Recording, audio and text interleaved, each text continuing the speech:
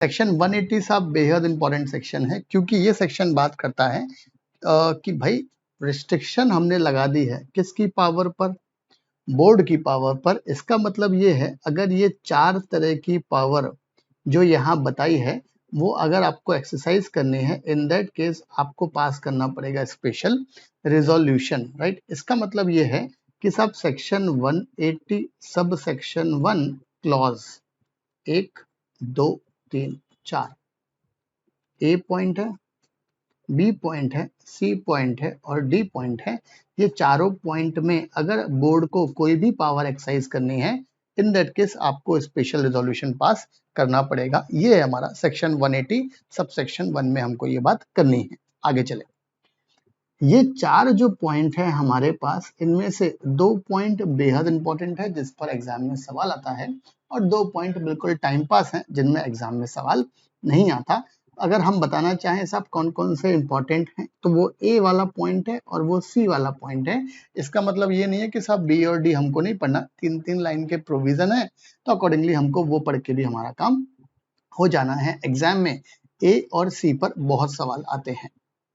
Concept क्या है, तो भाई लॉ ने बोला है फर्स्ट वाले पॉइंट में ध्यान से, अगर मेरी कंपनी के पास फॉर एग्जांपल कोई एसेट है, राइट, उस वाली एसेट्स को हम सेल करना चाहते हैं। मेरी कंपनी चाहती है भाई हम बेच दे, या फिर हम उसको लीज पर देना चाहते हैं, या सेल लीज के अलावा और कोई तरीके से हम डिस्पोज ऑफ करना चाहते हैं। अब बेहद इंपॉर्टेंट पॉइंट है, डिस्पोज ऑफ द होल और substantially the whole of the undertaking. मतलब अब यहाँ से हमको 2 शब्द मिले, एक तो हमको ये समझना है कि भाई अंडरटेकिंग क्या होता, और सब्सटेंशियली में भी कोई ना कोई परसेंट होगी। आप किसको सब्सटेंशियल बोलोगे?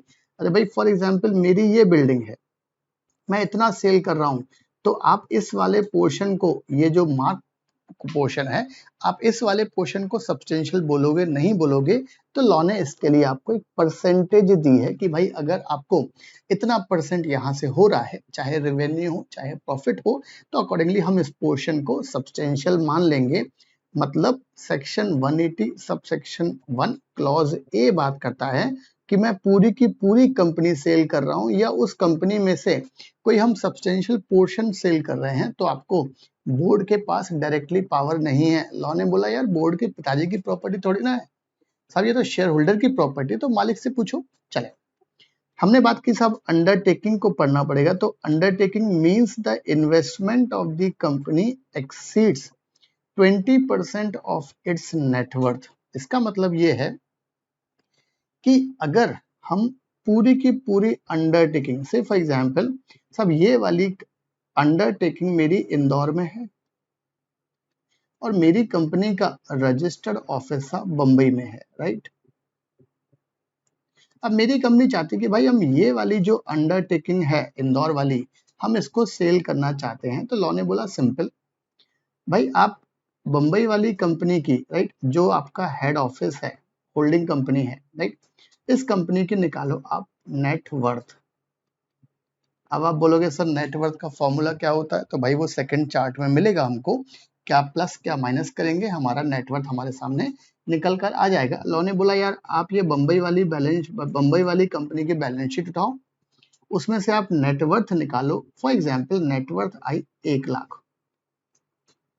लॉ ने बोला अगर बंबई वाली कंपनी ने इस वाली अंडरटेकिंग में 20% कितना हुआ साहब, 20,000 रुपए।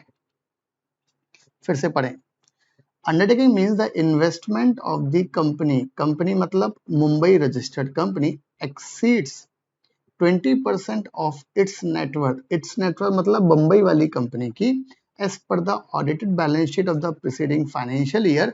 तो हम क्या बोलेंगे यार, इसको अंडरटेकिंग बोलेंगे, या फिर टोटल इनकम जो कंपनी को होती है उसका 20% रेवेन्यू आपको यहां से मिलता है। बहुत ध्यान से, फर्स्ट पॉइंट क्या बोल रहा है, अंडरटेकिंग का on the basis of net worth, और सेकंड पॉइंट है on the basis of total income. दोनों में से कोई भी क्राइटेरिया अगर आपका फुलफिल हो गया तो हम क्या बोलेंगे भाई कि आपकी ये वाली प्रॉपर्टी जो इंदौर वाली प्रॉपर्टी है, इसको हम बोलेंगे आपका अंडरटेकिंग। अब इस वाली कंपनी की सेकंड वाले क्राइटेरिया के लिए क्या कॉन्सेप्ट है भाई, इस वाली कंपनी की निकालो total income. For example 10 lakh रुपए की इनकी टोटल इनकम होती है। लॉ ने बोला इसका 20% बोले तो 2 लाख रुपए अगर आपको इंदौर वाली अंडरटेकिंग कमा के दे रही है तो हम बोलेंगे इस वाली को अंडरटेकिंग, और आपको अगर सेल करना है in that case you need to pass the special resolution. आगे आगे लॉ ने बोला है कि भाई याद रखना यार, ये 20,000 से ज्यादा होना चाहिए। मतलब यहाँ पर जो नेटवर्थ है वो 20% पे, एग्जाम में क्या होता है सब वो आपसे पूछता है कि भाई एग्जैक्ट 20% है नेटवर्थ का, बताएं एसआर पास करना है या नहीं करना है। बहुत ध्यान से लॉ को पढ़ो वरना सीधे किसी से 6 महीने लगेंगे। लॉ ने बोला यार आपको एक्सीड 20% है, फिर सवाल आएगा क्या नेट प्रॉफिट का 20% है या यहाँ भी वही एक्सीड वाला है, नहीं, यहाँ पर 2 लाख या इससे ज्यादा प्रॉफिट है, काम बन जाएगा, बट यहाँ पर इन्वेस्टमेंट 20,001 रुपए होना चाहिए, तो ही इस यूनिट को हम अंडरटेकिंग बोलेंगे, और accordingly in that case you need to pass the special resolution in the upcoming general meeting. चलो ये तो हुआ हमारा एक कॉन्सेप्ट, राइट, जहां पर हमने एग्जाम्पल लिया था मुंबई और इंदौर का। अब हम बात करें सब्सटेंशियल का मतलब क्या है। सिर्फ एग्जाम्पल ये मेरी इंदौर की अंडरटेकिंग है। अब इस अंडरटेकिंग में मैं ये रेड मार्क्ड जो पोर्शन है मैं इसको सेल कर रहा हूं, मैं पूरी की पूरी अंडरटेकिंग सेल नहीं कर रहा हूं, सिर्फ जो ये मार्क पोर्शन है मैं वो सेल करना चाहता हूं। लॉ ने बोला ये आपकी पूरी की पूरी अंडरटेकिंग है, आप तो सिर्फ इसमें ये वाला पोर्शन सेल कर रहे हैं, फिर से चेक करना है, बट यहाँ थोड़ा कंसेप्ट अलग हो जाएगा। क्या हो जाएगा, लॉ ने बोला सब्सटेंशियल हम इस वाले पोर्शन को सब्सटेंशियल कब कहेंगे, means 20% or more of the value of the undertaking as per the audited balance sheet of the preceding financial year। ये आपको ध्यान रखना है। इसका मतलब ये है कि भाई इस पूरी की पूरी अंडरटेकिंग की वैल्यू फॉर एग्जांपल 10 लाख रुपए है। लॉ ने बोला ये हिस्से की वैल्यू इसका 20% 2 लाख होना चाहिए, तो हम बात करेंगे। याद रखना जब हम substantial the whole of the undertaking की बात करेंगे तो ये परसेंटेज हमको इस अंडरटेकिंग का ही लेना है, बम्बई वाली कंपनी का हमको कोई भी मतलब नहीं है। ये चीज दिमाग में रखना याद करके। तो ये है हमारा section 180 subsection 1 clause A. Clause B बहुत छोटा सा कॉन्सेप्ट है। क्या बोल रहा है वो, सब आपको कहीं से पैसा मिला, क्यों कहां से मिला, आपकी कंपनी का हुआ मर्जर, आपकी कंपनी का हुआ अमालगमेशन, मर्जर अमालगमेशन हुआ, आपको वो पैसा मिला एज अ कंपनसेशन। अब आपके बोर्ड बोल रहे हैं कि भाई ये जो हमको मर्जर अमालगमेशन हुआ और यहाँ से हमको 10 करोड़ रुपए का जो कॉम्पनसेशन मिला है, वो बोल रहे हैं भाई हम ये कॉम्पनसेशन गवर्नमेंट की सिक्योरिटीज में इन्वेस्ट नहीं करेंगे, हम ये इन्वेस्ट करेंगे साहब और कहीं पर इन्वेस्ट करेंगे। तो लॉ ने बोला आप ट्रस्ट सिक्योरिटीज में इन्वेस्ट नहीं करना चाहते हो, इस वाले केस में आपको क्या करना पड़ेगा, इस वाले केस में आपको ध्यान रखना पड़ेगा कि भाई आपकी कंपनी जो है ये वाली कंपनी ट्रस्ट में और कहीं इन्वेस्ट कर दे, कोई दिक्कत नहीं है, बट मुद्दा ये है साहब कि आपको क्या करना पड़ेगा, ट्रस्ट सिक्योरिटीज को छोड़कर और कहीं इन्वेस्टमेंट कर लो, कोई दिक्कत नहीं है, बट मुद्दा ये है लॉ ने बोला यार साहब ऐसा नहीं होता है, आपको शेयर होल्डर से अप्रूवल तो लेनी पड़ेगी। इसका मतलब ये है अगर मेरी कंपनी ट्रस्ट सिक्योरिटीज में इन्वेस्टमेंट करना चाहती है, इन दैट केस बोर्ड को अप्रूवल नहीं लेना है। बी पॉइंट एग्जाम में नहीं आता नॉर्मली, बट इसी पॉइंट पे आ सकता है कि if my company wants to make this investment in trust securities तो आपको बोर्ड की अप्रूवल रिक्वायर्ड, बोर्ड और शेयर होल्डर की अप्रूवल रिक्वायर्ड है क्या, तो फिर रिक्वायर्ड है। Third point, to borrow money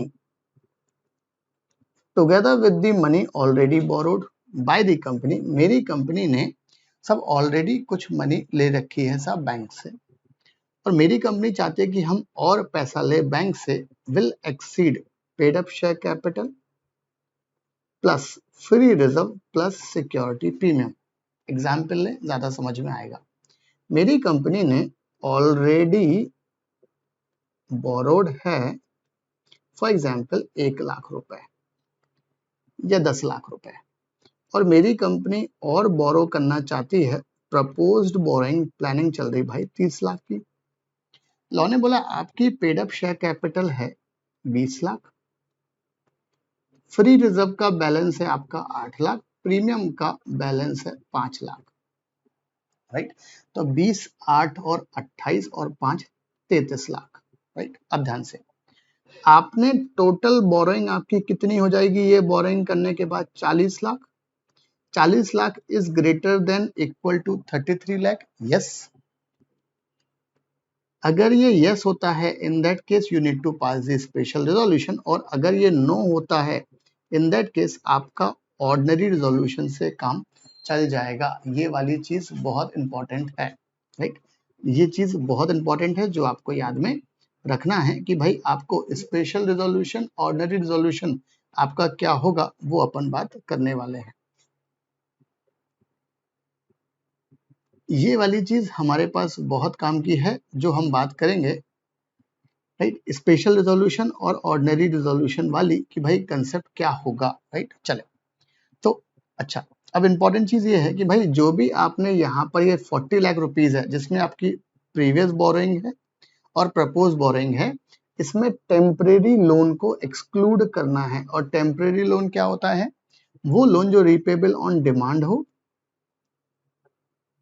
वो वाला लोन जो रिपेबल ऑन डिमांड हो,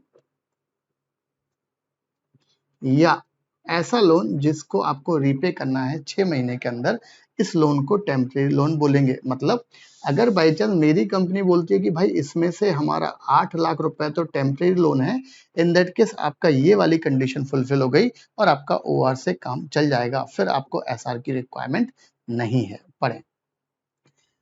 will exceed paid up share capital free reserve premium provided, ये वाला प्रोविजन बैंकिंग कंपनी पर ऑर्डिनरी कोर्स ऑफ बिजनेस में नहीं लगेगा, इसको हम बोरिंग नहीं मानेंगे।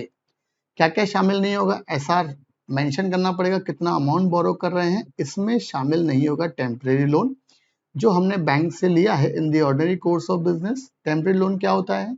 जो लोन रिपेबल ऑन डिमांड हो या 6 महीने में आपको रीपे करना हो, for example short term cash credit bill discounting, ये शामिल नहीं होगा। बट ये वाला पॉइंट बहुत इंपॉर्टेंट है, loan raised for the purpose of financial expenditure of a capital nature. आपने लोन तो लिया था वर्किंग कैपिटल वाला, बट ये लोन जो आपने लिया था वर्किंग कैपिटल, इससे आपने बिल्डिंग खड़ी कर दी, लॉ ने बोला इसको हम टेम्परेरी लोन में शामिल नहीं करेंगे। मतलब ये हमारा 40 लाख की लिमिट में शामिल होगा। ये चीज हमको ध्यान में रखनी है। और डी वाला पॉइंट बोल रहा है कि भाई डायरेक्टर ने कोई पैसा लिया, अब डायरेक्टर को वो डेट वापस करना है। फॉर एग्जाम्पल डायरेक्टर ने 2 साल के लिए पैसा लिया, डायरेक्टर को वापस करना है। लॉ ने बोला आपने उसको 2 महीने का वक्त और दे दिया रीपेमेंट के लिए। सब लॉ ने बोला यार ये पैसा डायरेक्टर का नहीं है, ये पैसा तो शेयर होल्डर का है, अकॉर्डिंगली शेयर होल्डर से अप्रूवल लेकर आओ, जब भी आप ये एक्स्ट्रा टाइम पे कर रहे हो देने के लिए पे करना है।